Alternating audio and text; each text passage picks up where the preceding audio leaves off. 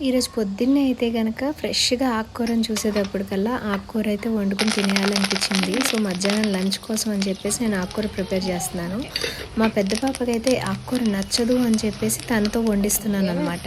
So, కొంచెం kitchen దగ్గర తను హెల్ప్ చేసిందనుకోండి, అప్పుడు తను కూడా ఓకే. ఇట్లా చేశాం కదా తినొచ్చు అని చెప్పి తింటదేమో అని చెప్పి తర్వాత చూద్దాం అది తిందో లేదో గానీ, ఇప్పుడైతే బచ్చల కూర ఫ్రెష్‌గా ఉందండి. ఫామ్ నుంచి వచ్చింది. సో, ఆ రకంగా బచ్చల కూర ఇంకా టమాటా అయితే గనక వండేసాననమాట.